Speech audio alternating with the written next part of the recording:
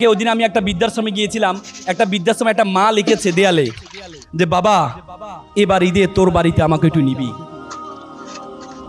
বাবা এবার ঈদে তোর বাড়িতে আমাকে একটু নিবি। কত ভয়ঙ্কর একটা বাক্য ব্যবহার করেছে, এবার ঈদে তোর বাড়িতে আমাকে একটু নিবি।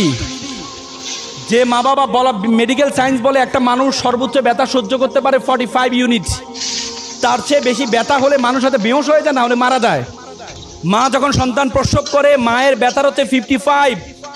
বলা হয় যে 30টি হাড় একসাথে ভাঙলে যেমন ব্যথা পায় তার চেয়ে বেশি ব্যথা পায় মা। সে মাকে তোমরা বৃদ্ধাশ্রমে রেখে আসছো, সে বাবাকে তোমরা আনস্মার্ট বলো। বাবা তোমার স্বাধীনতা খর্ব করছে। একটা বাবা একটা ছেলে ঘুড়ি উড়াচ্ছিল, একটা বাবা একটা ছেলে ঘুড়ি উড়াচ্ছিল। ছেলে জিজ্ঞেস করলো, আচ্ছা বাবা ঘুড়িটা কি কি কারণে উঠছে? বাবা বলল ঘুড়িটা সুতার কারণে উঠছে। ছেলে বলে বাবা আমি দেখছি সুতা ঘুড়িকে টানছে, আর তুমি বলো সুতার কারণে উঠছে। পরে যে বাবা তাকে বোঝানোর জন্য সুতাটা ছিঁড়ে দেয়। পরে দেখা গেল একটু পরে ঘুড়িটা লাফঝাপ করে নিচে পড়ে যায়।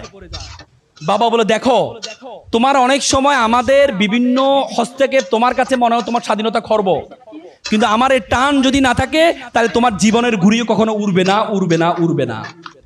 সুতরাং তোমার মা বাবা তোমার জীবনের জন্য অনেক কষ্ট করেছে। বাবাকে বলে মোমবাতির মতো নিজে জ্বলে পুরো পরিবারকে আলোকিত করে।